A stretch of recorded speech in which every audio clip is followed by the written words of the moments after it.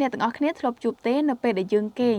គឺយើងកន្ត្រាក់ដៃកន្ត្រាក់ជើងដោយមិនដឹងខ្លួនដែលយើងពិតជាមិនចង់ឲ្យវាកើតឡើងនោះទេប៉ុន្តែយើងមិនអាចគ្រប់គ្រងវាបានបើសិនជាអ្នកទាំងអស់គ្នាធ្លាប់ជួបរឿងបែបនេះអ្នកទាំងអស់គ្នាត្រូវមើលវីដេអូនេះឲ្យដល់ទីបញ្ចប់ការមានការកន្ត្រាក់ដៃកន្ត្រាក់ជើងនៅពេលដែលអំឡុងពេលដែលយើងព្យាយាមគេងគឺវាអាចជារោគសញ្ញាដែលបញ្ជាក់ថាយើងកំពុងតែមានបញ្ហាជាមួយនឹងការគេងតើរោគសញ្ញានេះគឺជាអ្វីរោគសញ្ញាបែបនេះគឺនៅក្នុងភាសាអង់គ្លេសគឺគេហៅកាត់ថា RLS គឺវាជាស្ថានភាពមួយដែលធ្វើឲ្យយើងចង់រើជើងដែលធ្វើឲ្យយើងមិនអាចទ្រាំទ្របានជាធម្មតាគឺនៅពេលល្ងាចហើយនិងពេលយប់គឺវាអាចធ្វើឲ្យពិបាកក្នុងការសម្រាកឬក៏គេងដែលនាំឲ្យមានការអស់កម្លាំងហើយនិងការខកចិត្តហើយប្រសិនបើអ្នកទាំងអស់គ្នាជួបបញ្ហាបែបនេះជារឿយៗក្នុងរយៈពេលយ៉ាងហោចណាស់3ខែគឺអ្នកត្រូវតែទៅពិគ្រោះជាមួយនឹងគ្រូពេទ្យរបស់អ្នកហើយរោគសញ្ញាទូទៅមួយចំនួននៃជំងឺ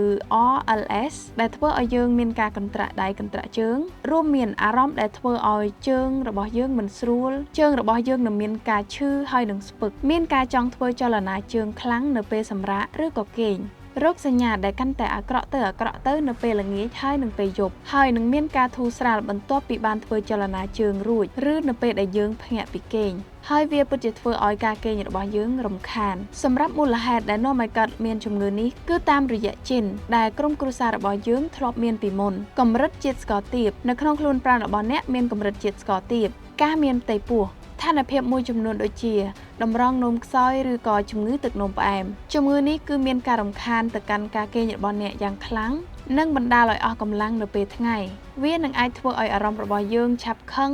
និងពិបាកក្នុងការផ្ដោតអារម្មណ៍ផងដែរតើការព្យាបាលដោយខ្លួនឯងអាចជួយបានយ៉ាងដូចម្តេចទី1ថ្នាំជាតិដែកប្រសិនបើកម្រិតជាតិដែកទាបរួមចំណែកការលេបថ្នាំគ្រាប់ជាតិដែកគឺអាចជួយបានទី2ការលាតសន្ធឹងឬម៉ាស្សាការធ្វើម៉ាស្សាជើងមុនពេលចូលគេងគឺអាចបំបត្តិអារម្មណ៍ដែលមិនស្រួលមុនពេលចូលគេងទី3ការធ្វើចលនាជើងការធ្វើចលនាជើងជាប្រចាំពេញមួយថ្ងៃដូចជាការដើរគឺអាចជួយការពាររោគសញ្ញា RLS 4បច្ចេកទេសសម្រាកការងូតទឹកក្តៅអ៊ុនៗមុនពេលចូលគេងអាចធ្វើឲ្យសាច់ដុំសម្រាកនិងធ្វើឲ្យយើងមានចិត្តស្ងប់ដូច្នេះហើយយើងអាចសន្និដ្ឋានបានថា